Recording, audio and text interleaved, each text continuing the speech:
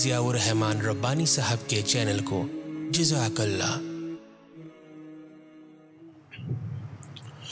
السلام علیکم ورحمۃ اللہ وبرکاتہ۔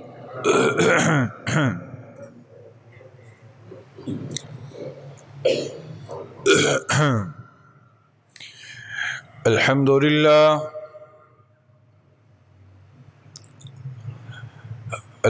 للہ وکفى وسلام علی عباده الذین اصطفى،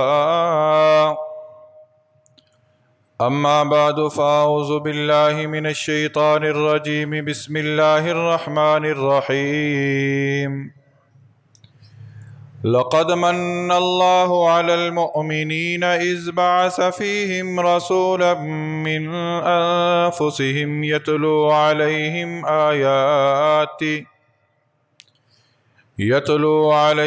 آیاتہ ویزکیہم ویعلمہم الکتاب والحکمہ وَإِن كَانُوا مِن قَبْلُ لَفِي ضَلَالٍ مُبِينٍ۔ وَفِي مَقَامٍ وَمَا أَرْسَلْنَاكَ إِلَّا رَحْمَةً لِلْعَالَمِينَ۔ آمنت بِاللَّهِ صدق اللَّهُ وَمَوْلَانَا الْعَظِيمُ، وصدق رسوله النبي الكريم، ونحن على ذلك لمن الشاهدين والشاكرين، والحمد لله رب العالمين۔ تمام احباب انتہائی ذوق، شوق، عقیدت، محبت، احترام اور ثواب کی نیت سے ایک مرتبہ درود شریف پڑھ لیجیے۔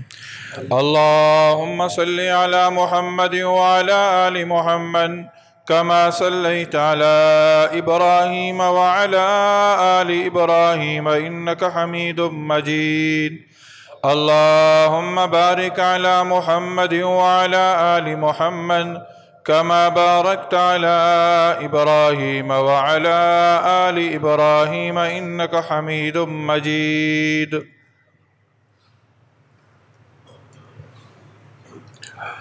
میرے انتہائی واجب الاحترام سامعین اعظام، گزشتہ جمعۃ المبارک میں آپ حضرات کے سامنے سیرت النبی کے حوالے سے کچھ گزارشات عرض کی تھی۔ آج کی اس نشست میں بھی آقا دو جہاں نبی کریم صلی اللہ علیہ وسلم کی سیرت کے کچھ پہلوؤں کو عرض کرنے کی سعادت حاصل کر رہا ہوں۔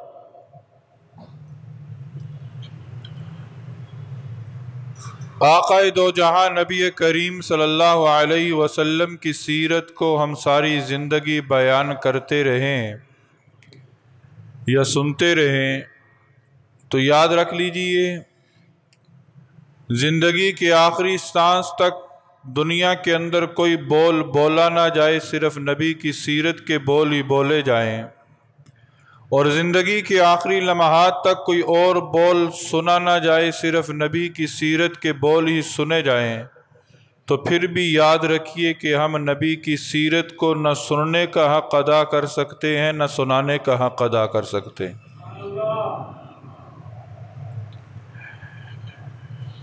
یہ تو محض رب کا فضل و کرم ہے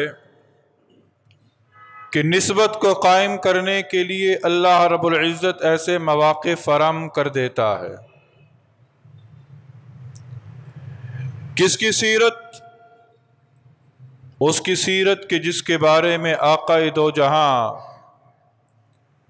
نبی کریم صلی اللہ علیہ وسلم نے خود فرمایا کہ انا خاتم النبیین لا نبی بعدی،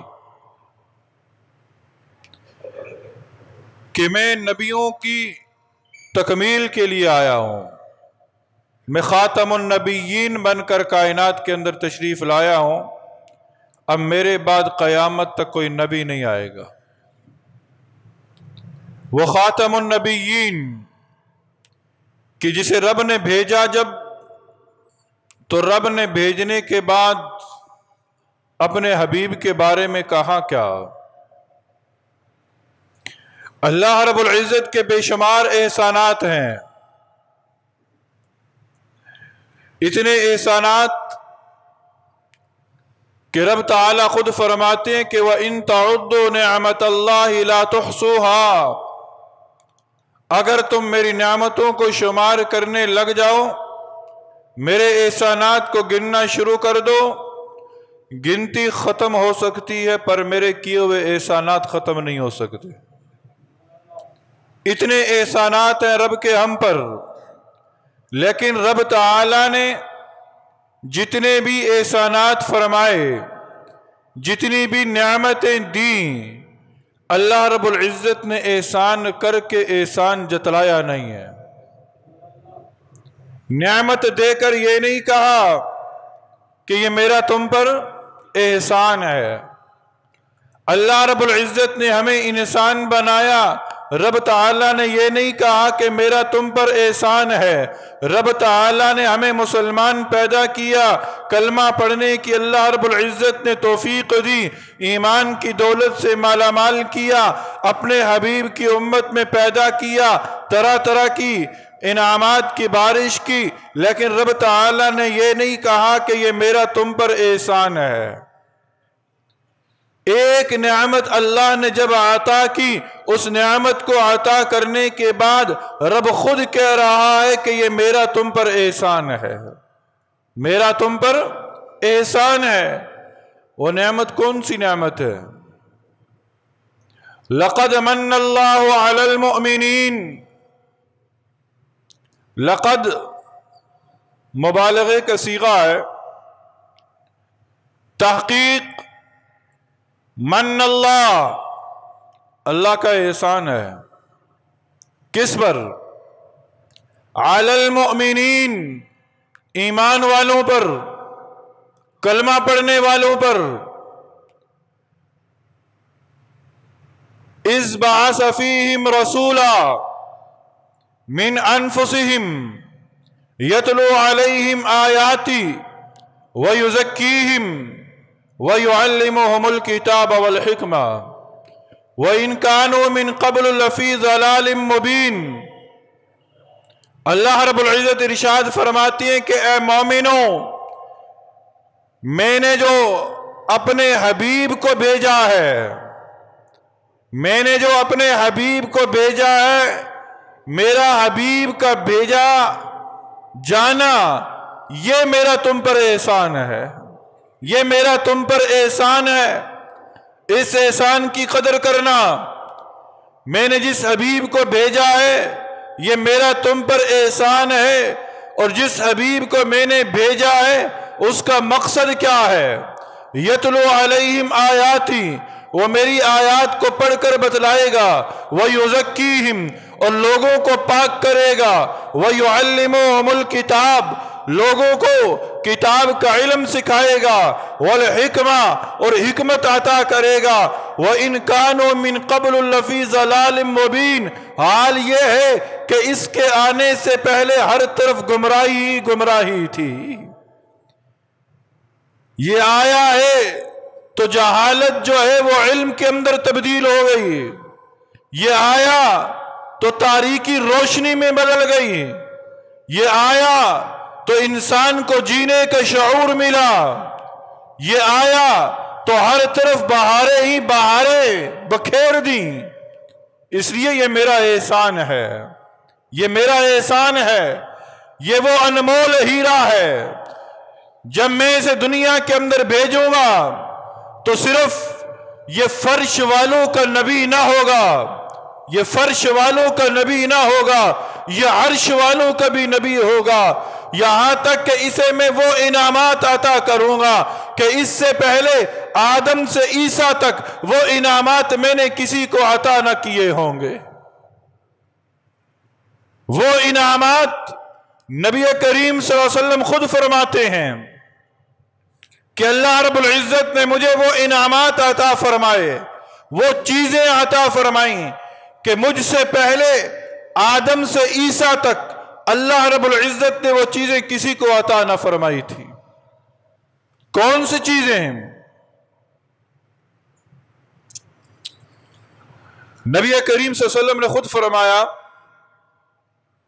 کہ اللہ رب العزت نے مال غنیمت کو میرے لیے اور میری امت کے لیے حلال قرار دے دیا ہے۔ مال غنیمت میرے لیے اور میری امت کے لیے حلال ہے، حالانکہ اس سے پہلے مال غنیمت لوگوں کے لیے کس طرح حلال تھا؟ مال غنیمت اکٹھا ہوتا، اس مال غنیمت کو لوگ ایک جگہ جمع کر دیتے، آسمان سے آگ آتی، آگ اس کو جلا کر راکھ کر دیتی تھی، لیکن آقا دو جہاں نبی کریم صلی اللہ علیہ وسلم کو حکم ہوا کہ اے میرے حبیب، ہم آپ کے صدقے، آپ کے طفیل جو مال غنیمت اکٹھا ہو سکتا ہے وہ آپ بھی اسے استعمال کر سکتے ہیں، آپ کے امتی بھی اسے استعمال کر سکتے ہیں۔ یہ خاص طور پر انعام کس کو؟ نبی کریم صلی اللہ علیہ وسلم کو۔ اور پھر نبی صلی اللہ علیہ وسلم نے فرمایا ساری زمین کو میرے لیے پاک کر دیا گیا ہے، ساری زمین کو میرے لیے پاک کر دیا گیا ہے، حالانکہ اس سے پہلے نہ تھا۔ اس سے پہلے آدم سے عیسیٰ تک لوگوں نے جب بھی عبادت کرنا ہوتی، لوگوں کو حکم تھا کہ تم عبادت کے لیے معبد خانے میں جاؤ، تم معبد خانے میں جاؤ گے، عبادت گاہوں میں جاؤ گے، پھر جا کر عبادت کرو گے، تمہاری عبادت قبول ہوگی۔ قوم موسیٰ کہتی ہے اے موسیٰ ہم عبادت کرنا چاہتے ہیں۔ موسیٰ علیہ السلام نے رب سے کلام کیا، اے رب میری قوم مجھ سے سوال کرتی ہے کہ ہم عبادت کرنا چاہتے ہیں، کہاں کریں؟ رب نے حکم دیا موسیٰ اپنی قوم کو کہو کہ عبادت خانے میں جائے۔ قوم عیسیٰ نے کہا، حضرت عیسیٰ علیہ السلام نے جواب دیا عبادت کرنا چاہتے ہو عبادت خانے میں جاؤ۔ باری آئی آقا دو جہاں نبی کریم صلی اللہ علیہ وسلم کی۔ اللہ رب العزت نے کہا اے میرے حبیب، میں نے تجھے حبیب بنا کر بھیجا ہے، میں نے تجھے حبیب بنا کر بھیجا ہے، میں نے ساری کائنات کی زمین جو ہے وہ میں نے تیرے لیے حلال قرار دے دی ہے، پاک کر دی ہے۔ اے میرے حبیب اپنے امتیوں کو کہہ دو کہ جب بھی عبادت کا وقت آئے وہ روئے زمین پہ جہاں بھی سجدہ کریں گے میں ان کے سجدے کو قبول کر لوں گا، میں ان کے سجدے کو قبول کر لوں گا۔ یہ کتنا بڑا انعام، اور نبی کریم صلی اللہ علیہ وسلم کے طفیل ہمارے لیے کتنی بڑی آسانی پیدا ہو گئی، کتنی بڑی آسانیاں مل گئی ہمیں۔ پھر نبی کریم صلی اللہ علیہ وسلم نے فرمایا پہلے جتنے بھی انبیاء آئے ان کی نبوت مخصوص تھی، ان کی نبوت مقید تھی، وہ مخصوص علاقوں کے لیے نبی بن کر آئے، وہ مخصوص وقت کے لیے نبی بن کر آئے، وہ مخصوص گروہ کے لیے نبی بن کر آئے، یہاں تک کہ ایک ایک وقت کے اندر مختلف قبائل کے اندر مختلف نبی مبعوث کیے گئے۔ آپ حضرات نے بارہا سنا حضرت موسیٰ علیہ السلام اور حضرت شعیب علیہ السلام کا واقعہ۔ ایک علاقے کے اندر حضرت موسیٰ علیہ السلام نبی ہیں، دوسرے علاقے کے اندر حضرت شعیب علیہ السلام نبی ہیں، ایک طرف حضرت یعقوب علیہ السلام نبی ہیں، ایک طرف حضرت یوسف علیہ السلام نبی ہیں۔ مختلف علاقوں کے لیے، مختلف قبائل کے لیے، مختلف گروہوں کے لیے اللہ رب العزت نے انبیاء کو بھیجا، اور ان کی نبوت مقید تھی کہ ان کے جانے کے ساتھ ہی ان کی نبوت بھی ساتھ چلی گئی۔ آقا دو جہاں نبی کریم صلی اللہ علیہ وسلم نے فرمایا کہ اے لوگو، اللہ نے میری نبوت کو عام کر دیا ہے، اللہ نے میری نبوت کو عام کر دیا ہے، میں کل جہاں کے لیے نبی بنا کر بھیجا گیا ہوں، یہاں تک کہ رب نے کہا اے میرے حبیب جہاں تک میری خدائی ہے وہاں تک تیری مصطفیٰ ہے، وہاں تک تیری مصطفیٰ ہے۔ اب قیامت تک جو تیرے بتائے ہوئے راستوں پہ چل کے آئے گا، جو تیری نبوت پر ایمان رکھ کر آئے گا، میں اسی کے لیے جنت کے دروازے کھولوں گا، اور جو کسی اور کے راستے پر چل کر آئے گا اس کے لیے جہنم کے دروازے کھلیں گے۔ تو نبی کریم صلی اللہ علیہ وسلم کی نبوت عام۔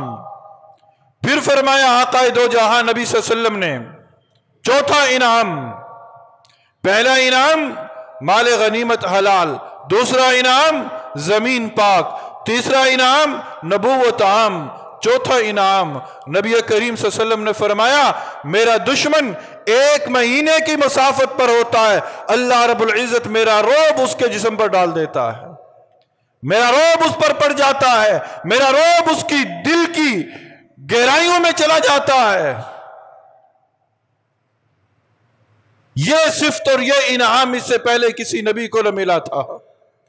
نبی صلی اللہ علیہ وسلم فرماتے ہیں 1 مہینے کی مسافت پر میرا دشمن ہوتا ہے، 1 مہینے کی مسافت پر میرا روب اس پہ پڑ جاتا ہے۔ یہ انعام خاص طور پر اللہ تعالیٰ نے اپنے حبیب کو عطا فرمایا۔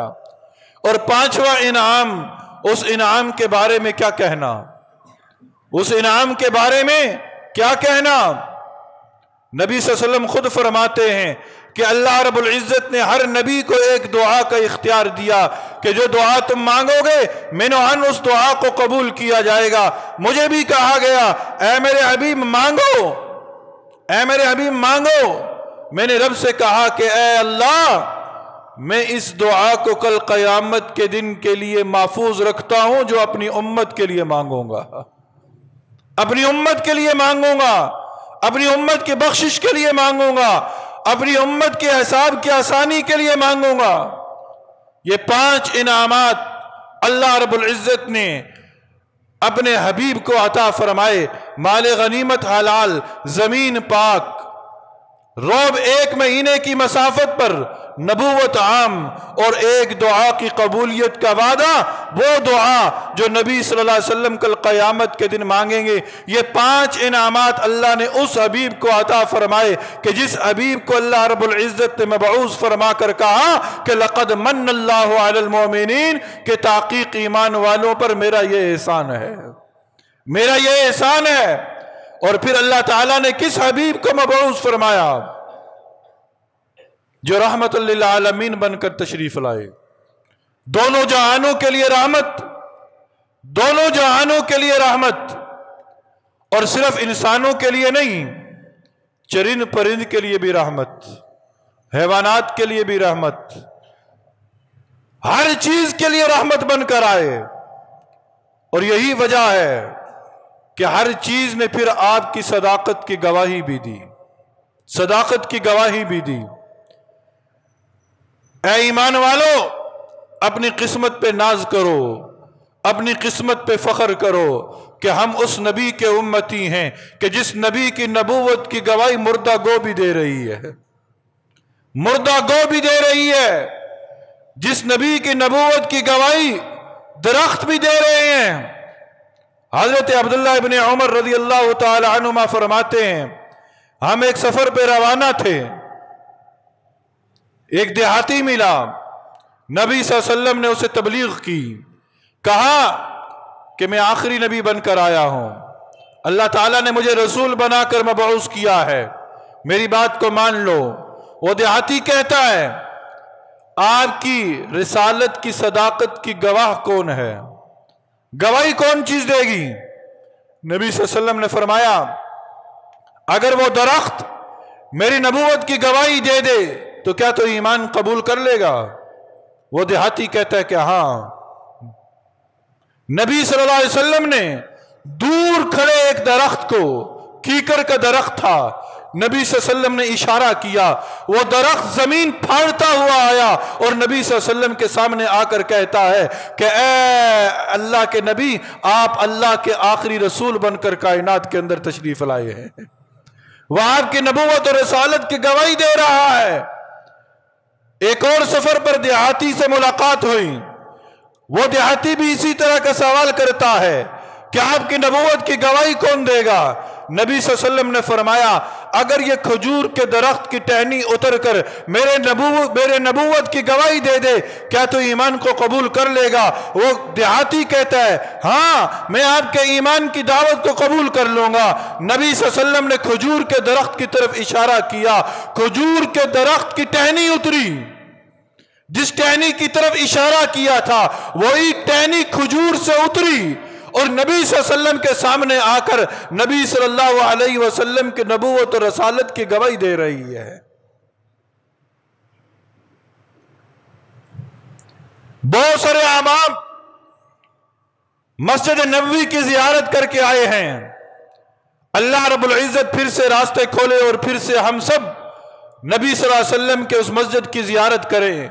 اس مسجد نبوی کے اندر ایک جنت کا ٹکڑا ہے جسے ریاض الجنہ کہا جاتا ہے۔ اس ریاض الجنہ کے اندر ایک ستون ہے، اس ستون کے سامنے بھی، اس ستون کے قریب بھی آپ میں سے بہت سارے احباب نے نوافل ادا کیے ہوں گے۔ اس ستون کا نام ستون حنانہ ہے۔ ستون حنانہ یہ کون سا ستون ہے؟ نبی صلی اللہ علیہ وسلم منبر بننے سے پہلے اس ستون کے ساتھ سہارا لگا کر خطبہ دیا کرتے تھے، اس ستون کے ساتھ سہارا لگا کر ٹیک لگا کر خطبہ دیا کرتے تھے۔ پھر منبر بنا، آپ اس تنے کو چھوڑ کر منبر پر جلوہ افروز ہوئے۔ وہ تنا آپ کی جدائیگی کو برداشت نہ کر سکا اور ہچکیاں لے لے کر رونے لگا۔ وہ تنا، لکڑی کا تنا رونے لگا کہ مجھ سے آپ کی جدائی برداشت نہیں ہوتی۔ پہلے آپ میرے ساتھ ٹیک لگا کر خطبہ دیا کرتے تھے، آج آپ منبر پر چلے گئے، یہ جدائیگی مجھ سے برداشت نہیں ہوتی۔ نبی صلی اللہ علیہ وسلم منبر سے اترے اور وہ لکڑی کا جو تنا ہے نا وہ اس طرح رو رہا تھا جس طرح ایک معصوم بچہ بھوک میں روتا ہے، بلبلاتا ہوا رو رہا تھا۔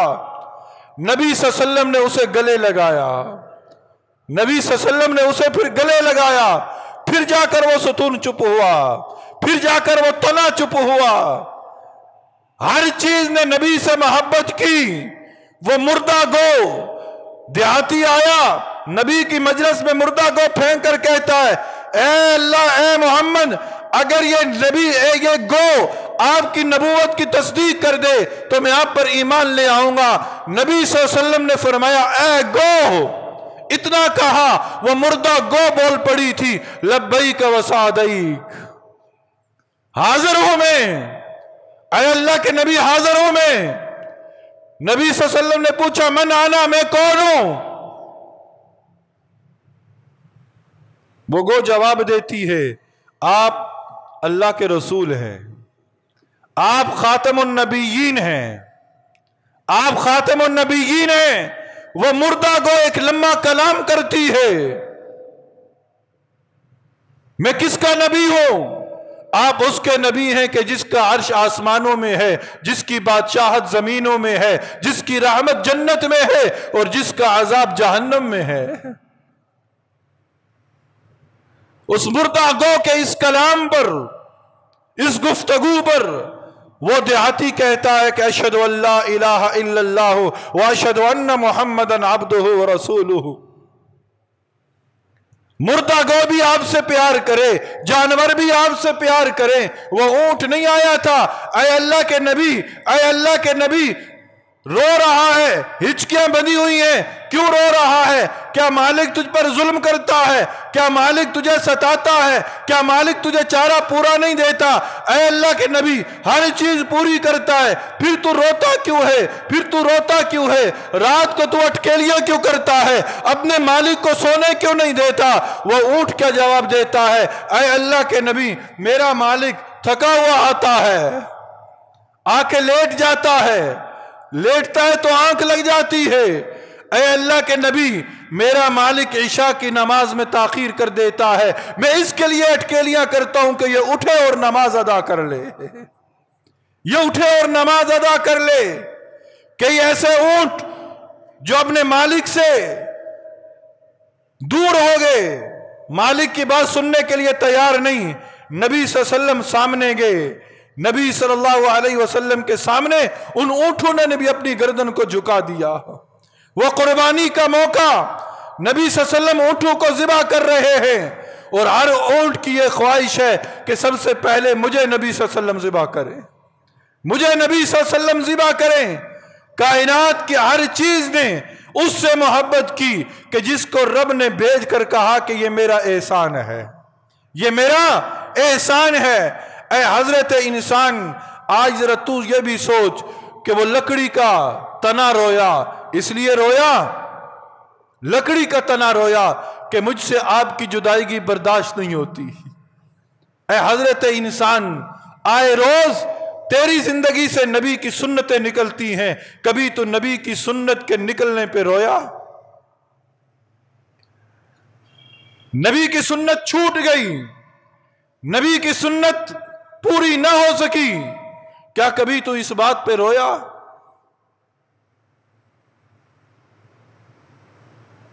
दरख्तों ने आपकी खत्म नबूवत की गवाही दी, मुर्दा गो ने आपकी खत्म नबूवत की गवाही दी कि आप खातमुन नबीयीन बनकर आए हैं, अब कयामत तक कोई नबी नहीं आएगा। आज हम भी इस बात का इकरार करते हैं कि आप खातमुन नबीयीन हैं, पर इसके साथ साथ हमारी दोस्तियां उन लोगों के साथ भी हैं कि जिन्होंने खत्म नबूवत पर डाका डाला हुआ है। फिर हम बताएं हम कैसे आशिक रसूल हैं? हम सोचें कि वो लईन और मरदूत कि जिसने झूठी नबूवत का दावा किया और उसके पैरोकार आज भी मौजूद हैं और हमारे उनके साथ कारोबार भी हैं, रवासिम भी हैं। यहां तक कि इतना आगे चले गए, हमने जांच पड़ताल न की, हमने देखा सुना ना, हमारी नजरें सिर्फ मादियत पर रही, हमारी नजरें सिर्फ मादियत पर रही, रूहानियत की तरफ हमारी पलकें न उठी। हुआ ये इतना बड़ा जुल्म हो गया कि आज मुसलमानों की बेटियां, खत्म नबूवत पर ईमान रखने वालों की बेटियां कादियानियों के निकाह में हैं, आज उनके घरों में। बताएं कल कयामत के दिन हम क्या जवाब देंगे? मैं सिर्फ सुनने से कि हम सुने, अमल नाम की कोई चीज ना हो, मैं सुनने से कोई फायदा ना होगा।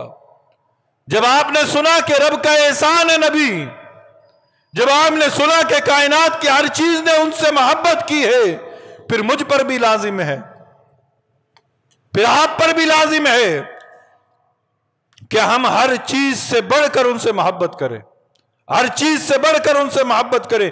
उनसे मोहब्बत का अंदाज क्या है, उनसे मोहब्बत का तरीका क्या है? हम उनकी तालीमात पर अमल करने वाले बन जाएं, हम उनकी सुन्नतों पर अमल करने वाले बन जाएं, हम उनकी सुन्नतों को जिंदा करने वाले बन जाएं।